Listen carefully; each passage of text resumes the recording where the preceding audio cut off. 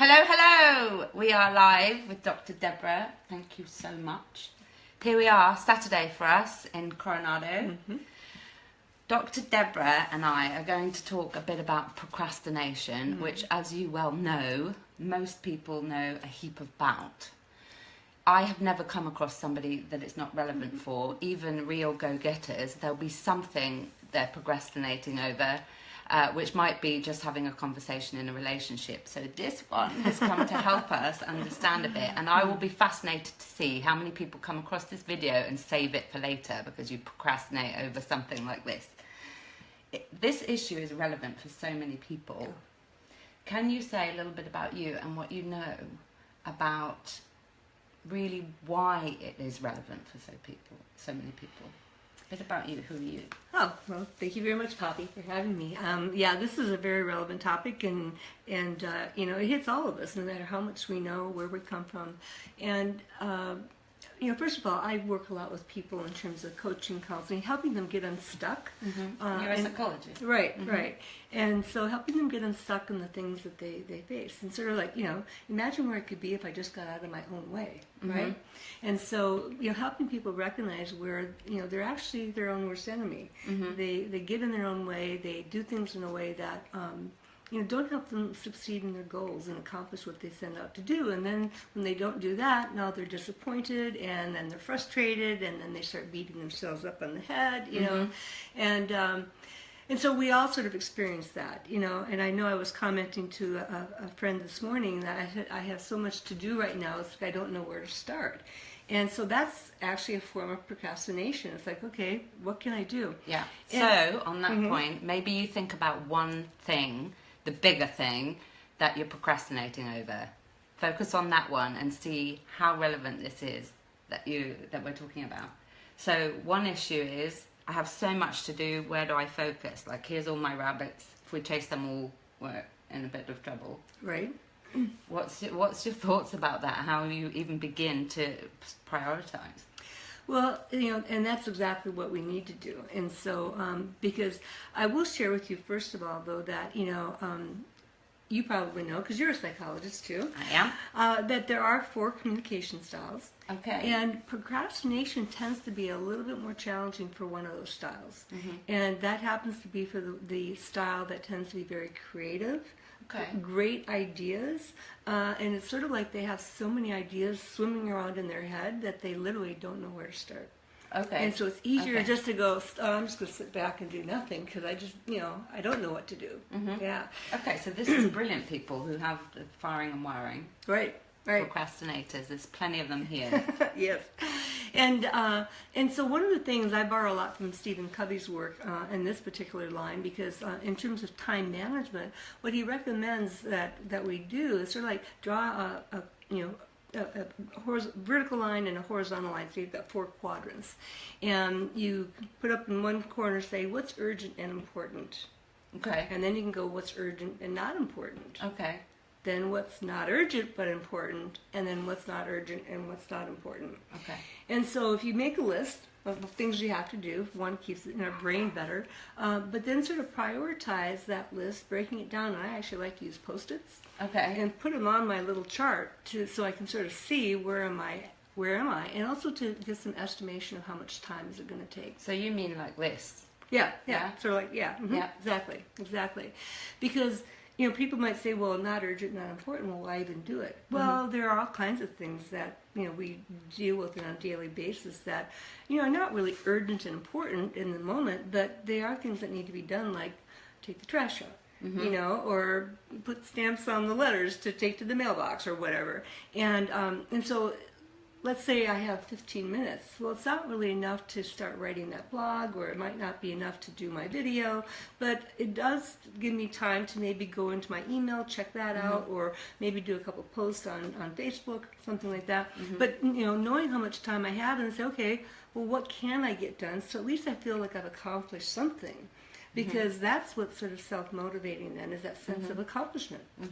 Progress equals happiness. Yes. Even the small thing that we can do, small things every day, really are the traits of successful people. Yes, they are. So what happens if I get all fired up? I've had a conversation with you, I've watched this video, and I go, I've got 15 minutes. oh, well, I'll check what's on Facebook, or I'll Google where I want to eat next week, or what can allow us to harness that 15 minutes and think, okay, I can do something with that, and perhaps if I do a small bit every day, what would you say if I'm sort of giving myself a million excuses as to why I can't do something? Any thoughts about what I might be able to do to shift my mindset? Well, you know, again, by having that list, sort of having that master plan, shall we say, for your life on a daily basis, because that is one of the key things about successful people and people who do get their stuff done, is they have a list. They know where they are and what they need to do. And of course, that list changes every day.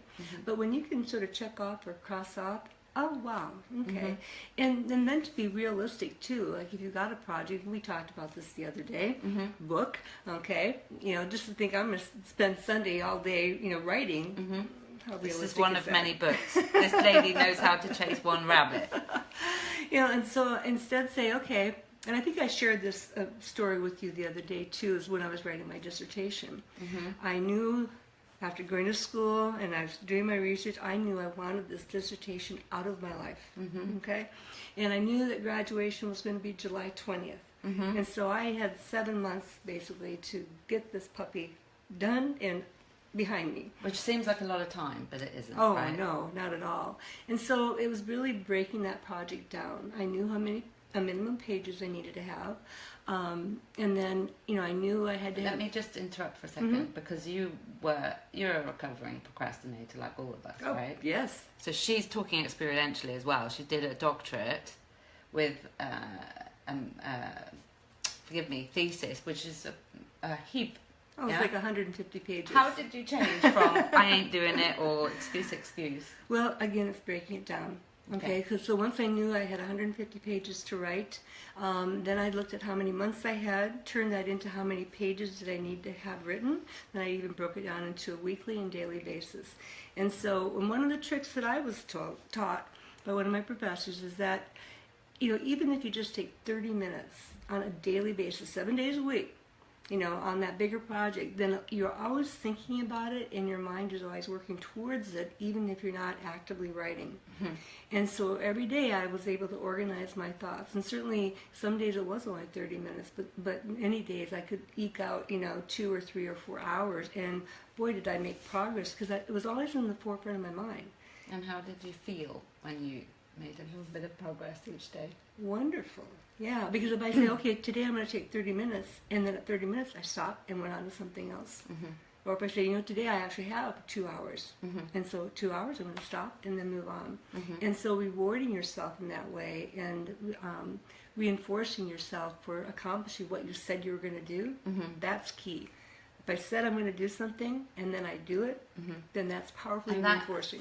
Sorry to interrupt. I think that's where many of us lose focus, is we don't really think about how will I feel when it's done. We think about how will I feel if I sit down and begin. And I guess not many of us think about what we're doing it for and how it will be when we do it. You know, naturally we're in the negative, aren't we? Oh, absolutely, yeah. And so many times, you know, if we say, well, I've got all these things to do, but you don't have a plan of action around it, then it's like, oh crap, another day went by and I still didn't get it done. You know. And instead, by creating that plan, setting some time frames to it, you know, we are able to tackle things out. And so I got my dissertation done, you know, 30 days ahead of time, got it submitted, and voila. Well done. Yeah. Do you have a theory about people, because this is everyone, do you have a theory about what procrastination is about? What drives it? What drives us to avoid? It's an interesting one, yes. Again, you know, I've already mentioned that one of the 4 communication styles has a tendency towards that because they have so much going on in their head, they do have a hard time getting started. So they're great idea people, but they're not great initiators. Okay, so that's why they need other people around them. So that's just one thing right there. They sort of get stuck in all that they have to do. But then procrastination is also tied to perfectionism. You know, if I can't do it perfect, I'm not going to get started on it. And so we really have to challenge ourselves. I mean, I have great ideas about projects, and then it's like, realistically, do I really need to go to that level? and it's good enough the way it is. Because I have other important things to get done too. Yeah. Perfectionists usually spend way too much time on their things, which actually impedes their ability to get other important things done. And what's that going to do to people's moods? Well, one, people who are perfectionists are pretty overbearing. Yeah. Yeah, and people have a hard time tolerating them because it's like, oh, enough is enough, yeah. please, And so that's one thing. But then also people not getting things done, that really undermines someone's credibility and believability. What other people feel about us. Yeah, that's rough, actually. Because when we're just accountable to ourselves, that's one thing. But when we look poor in the eyes of others... One of the things that I think of many times when we are perfectionistic is it's such a high form of, well, self-abuse perhaps is a bit rough, but it's such a powerful thing to do to yourself. To say it has to be that way or no way. Yeah, and for the perfectionist then is setting such high standards that it actually makes it impossible for you to even achieve, and then when you don't quite get what you want, then now you're disappointed with yourself, and you may be disappointed with others. What would be the payoff? Because in my experience, there's always a benefit to why we do something, even if it's harming us. What would be the payoff for me? So let's say we use me, for me not doing something. What could I possibly benefit from that? Well, it's sort of like that self-fulfilling prophecy, and it could be tied to maybe messages that we had growing up. Maybe someone said, see, you really couldn't do it, and so we sort of self-perpetuating in that regard. And so it's actually that kind of thinking that keeps a lot of people stuck and not being more successful in life because they've had negative patterns spoken to them, and they actually sort of believe it, and even though it's like intellectually they're smart and they know they can get things done, but then there's that old seed of that negative emotion that feeds into them. I'm not worthy. And if I try, I'll fail. Tough psychology. It is. So let's say I'm a real procrastinator, and even now maybe I'm going, well, it's kind of relevant, but I'll watch it later because I want to check something else. If I'm not a perfectionist, what else might be going on for me that I would just be avoiding doing something?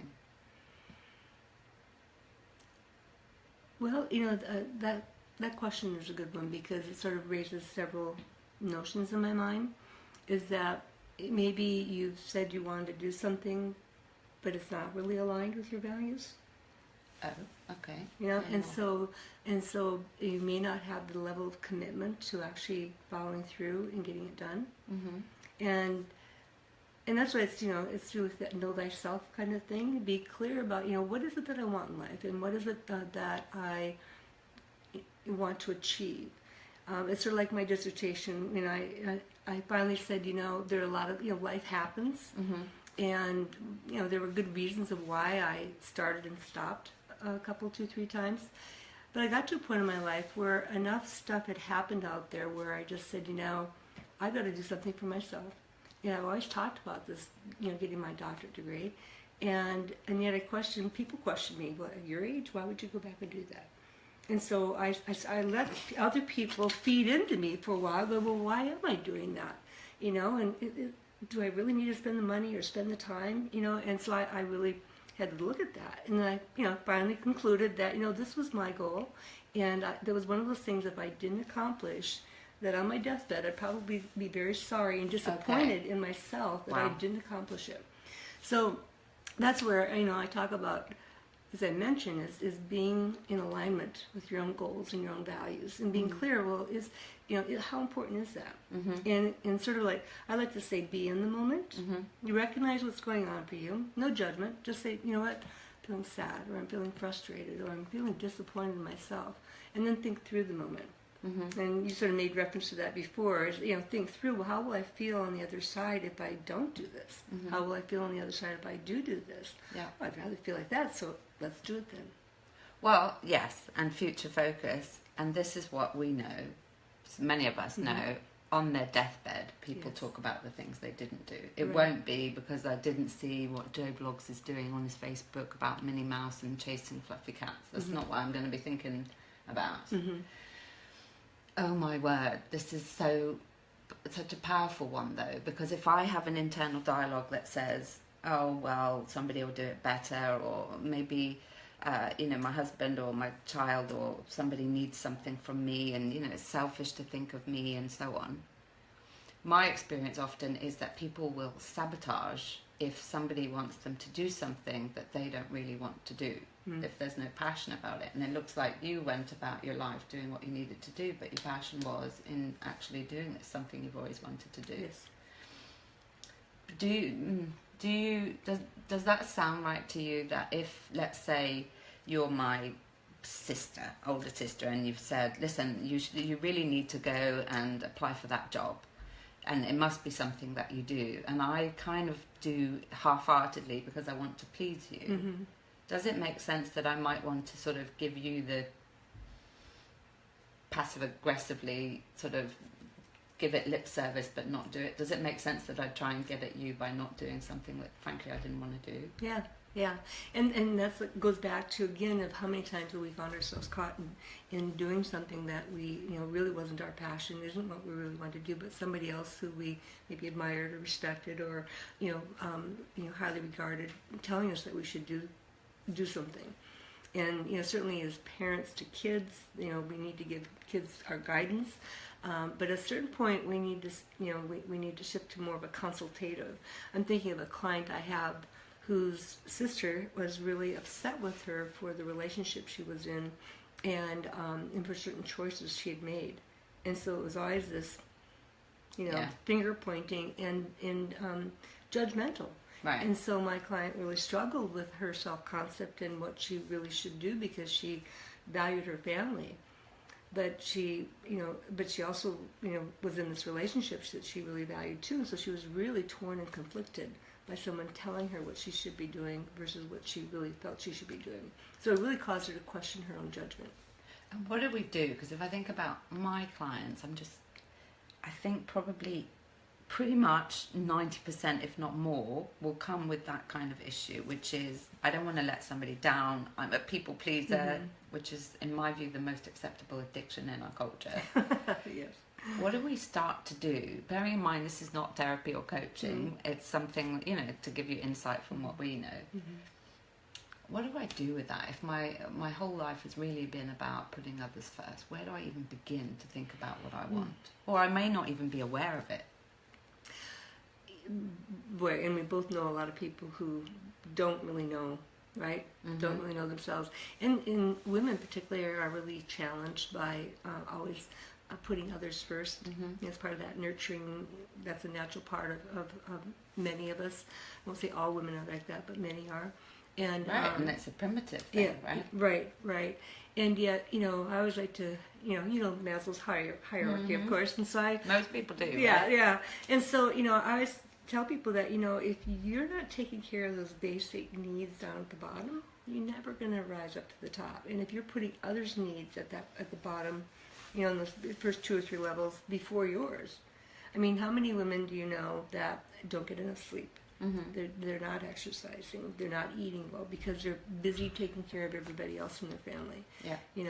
And so and that's why, for the people I work with a lot of women, and they're even late 30s, but mostly 40s into their 60s, who are still somewhat, childbearing, but they've had a life of where they've always put everybody first, and now they're sort of like, oh my God, I'm 50, or I'm 45, or I'm 55, and 25 pounds overweight, and not feeling good about myself. And it becomes, in my experience, a self-fulfilling prophecy, because if I tell myself you're my friend and you're more important because you, I don't know, have depression, and I'm less important, if I'm always taking care of you, I've got a good reason to say I'm not an achiever anyway. I'm good at looking after you because you need me, right? And we get into that dynamic where it's codependent, essentially. Yes. And I don't even know me. Yes. And the interesting thing about Deborah and I is primarily you work with women, is that right? Yes, primarily. Yes. Primarily. Yeah. And primarily I work with men. So we got two psychologists on both sides here. We're teaming up, right? Exactly. And my experience is there's so many men who do this. Like profound. And you'd think to see some people, and women too, is you look from the outside, put together, you got it going on, and actually when you scratch away as a psychologist, a good one,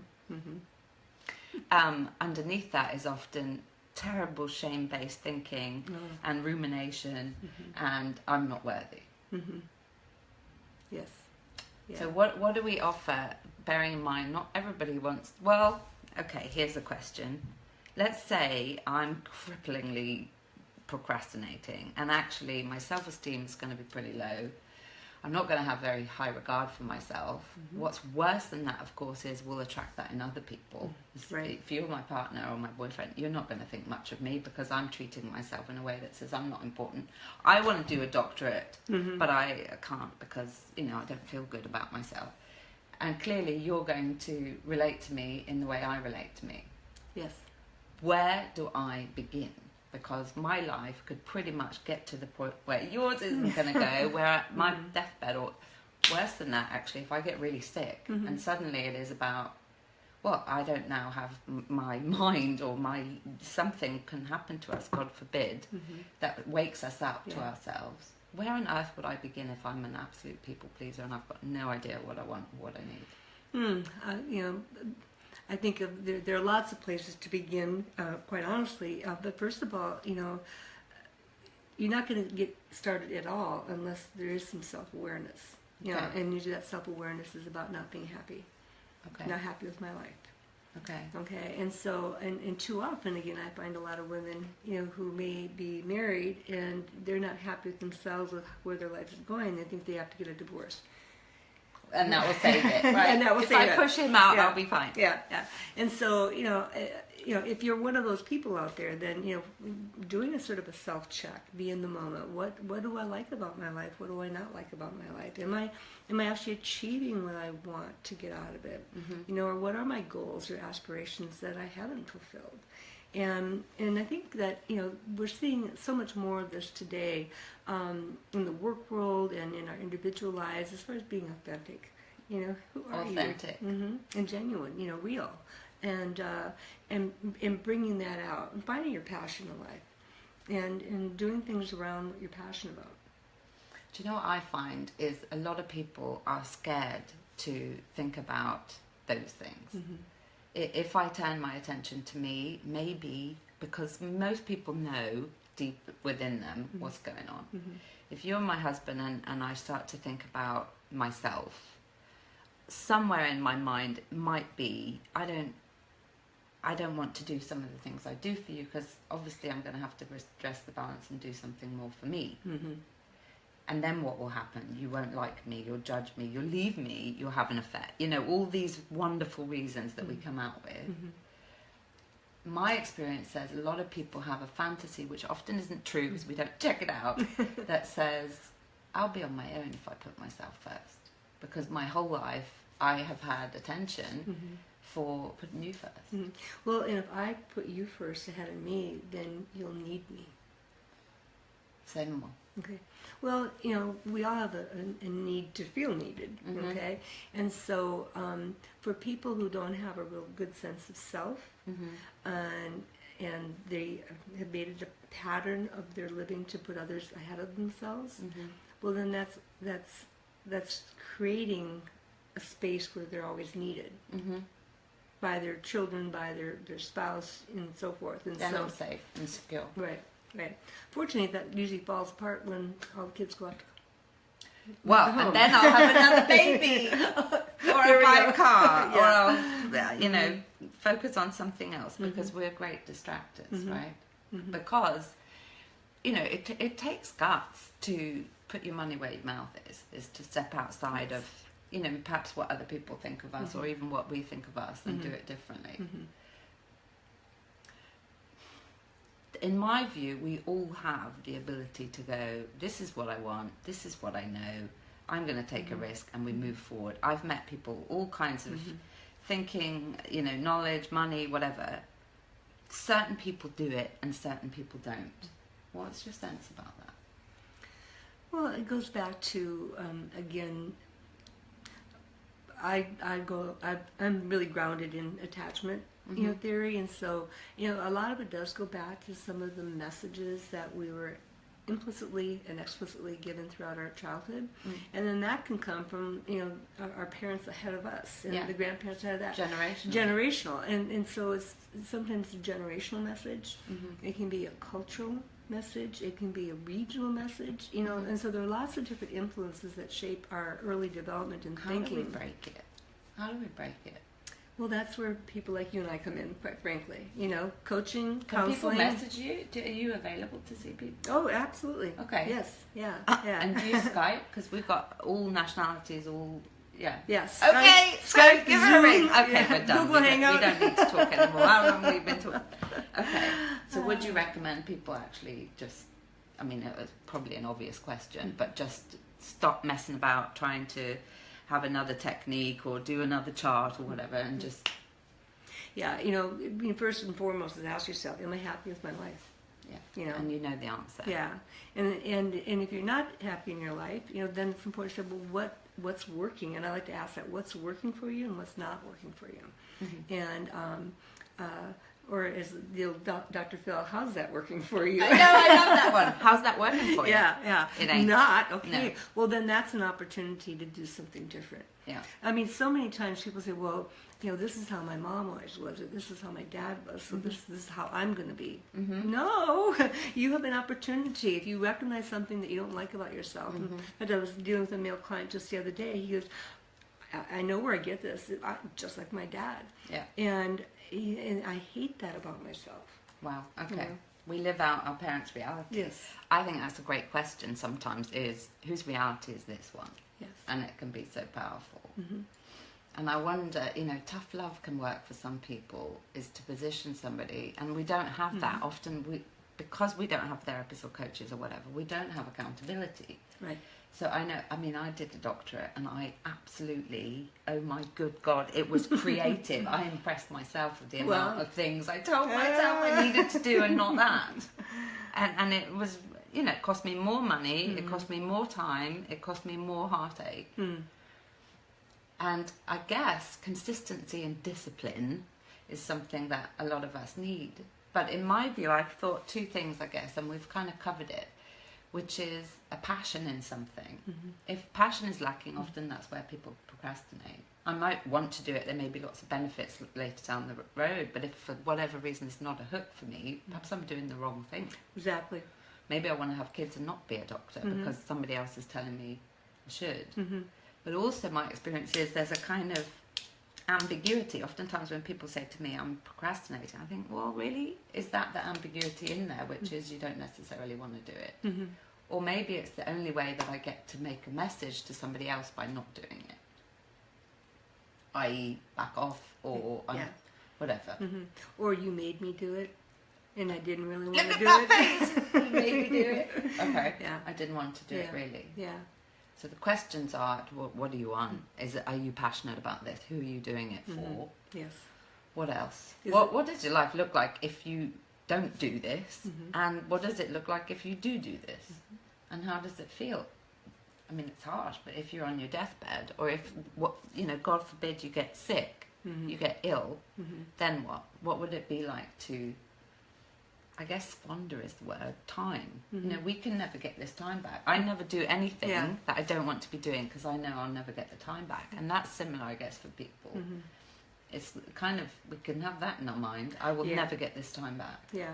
And I'll share this since we've been talking, is that one of the things that finally stimulated me to go after that doctorate was not my divorce of 13 years ago, although I had the opportunity. Not. No, it wasn't.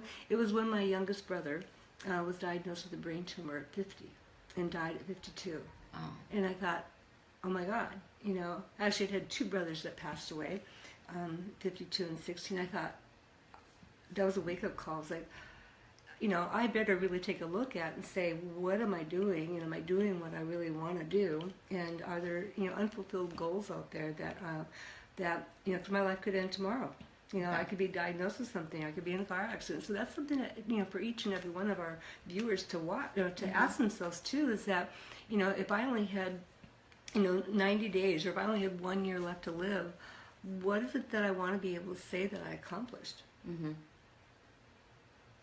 And so it's again, be in the moment and sort of, you know, where am I, and what is this about, and what am I feeling, and thinking through the moment, you know, to several different options, and say, because that clarity in your mind's eye will help find the way. How old were you when you started your doctorate? 58. 58? No, I was 58 when I got done. Sorry, 56. Whatever you're eating and drinking, I want to look at that skin. 58, 56 years old, began a doctorate, right? And here's to people, I meet people who are my age, younger, who say, oh, well, it's too late for me now, because, in fact, I have a client, she's 22, you know who you are. Is it 22? Yes, who says, oh, well, I've already studied, she did a degree, I've already studied, so, you know, it's too late for me to do that now. Oh my gosh. So what, you could be her grandma, right? Yes. And you've just gone and done a doctorate. Is it too late? Never too late. I had a client actually ring me, she's 5, to say she's an alcoholic, and she said, Poppy, darling, I think I'm ready. And people often say, oh, you know, give me a break, it's too late. It's never too late, obviously. Oh my word. So, a prime example, you've overcome your procrastination, because you found a passion in it. Yes. And far later in life, when a lot of people give up. Yes. Which is, sorry, but it's a waste. I mean, look at everything we have. We have our eyes, our arms, our legs. We can hear. We can use our voice, you know, vocal cords. And I think in your experience that happens for a lot of people who are sometimes diagnosed, you know, with really difficult physiological issues, and then suddenly they go on holiday or they do something they haven't done. And actually, usually, I think this is right, research studies show that people's life expectancy can actually expand when we're sick. But we do something we want to do, and often that can keep us alive. Yeah, yeah. And I'll share another story with you. This is a woman I've been dealing with for about a year, more than a year, and overweight. She actually came in because she was struggling with this desire to want to meet her biological father's daughter. She never knew her father.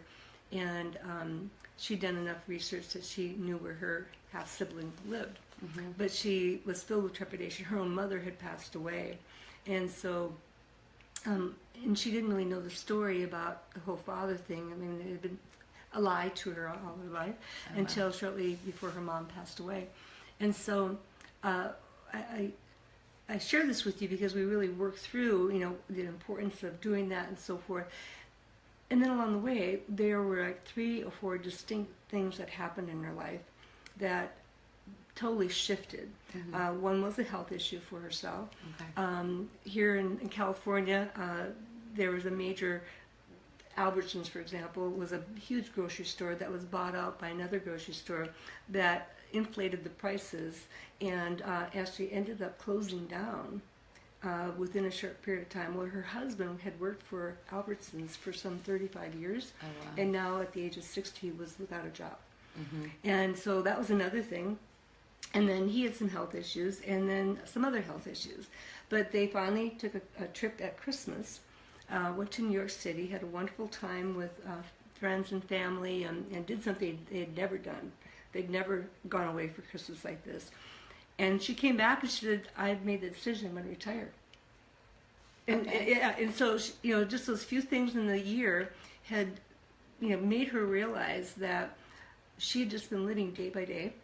You know, had a good life, but just living day by day. And her husband's schedule had always been one that they didn't have a lot of quality time on weekends. It was his schedule was always changing.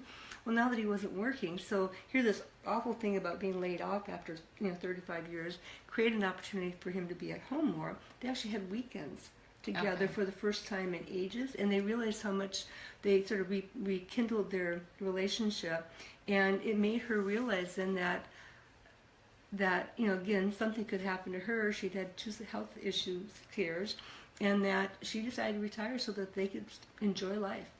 They're both 60. Oh, lovely. Yeah. Well, crisis and opportunity can oftentimes mean the same thing, because we like to control everything. Oh, my word. Yeah. I'd love to talk more to you, but I'm mindful of time, and I just want to check through if people have said anything interesting topic. Hi, Pauline. Hi, Kevin. Any questions before Dr. Debra is off? It's her Saturday. God love her. She's spending time with us. Hello, new lady. Any questions, you guys, before we pop off? What a lovely lady, says Pauline. Isn't she lovely? Thank you. That's a good one. Thank you, Kevin. Listen, what happens, because I'm sure you will spark lots of people's interest, can people just message you to say, I don't know, if they've got a question, would you be prepared to do another live another time with yourself? Or absolutely, can people pose questions to you? Yes, I'm on Facebook. She's such a resource. Don't let that one go. So, and we're linked now, aren't we? Yeah. Okay. Yeah. So please do reach out and message me. I'm also on LinkedIn. I've got a website. So, and I have some monthly calls that I regularly schedule as well. Okay. And so if people are interested, we talk about your emotional potential and all kinds of different things. I heard as well, just quickly, that you work with people who experience relationships that are very difficult, kind of tough people to deal with. Yes. And you help motivate and inspire and hold people accountable. Is that true? Yes. That's our whole audience. So anyway, bless you. So she's available you, if you want to push her. Maybe she'll do a Facebook Live for you. Thank you. That'd be great. Yes, thank you, Poppy. This is great. God love you all. Have a wonderful weekend. Thank you to Dr. Debra. Please give us some hearts and thumbs when you've seen this video. It would be really kind of you. She's given us her time. Take care of yourself. Share the video if it's useful.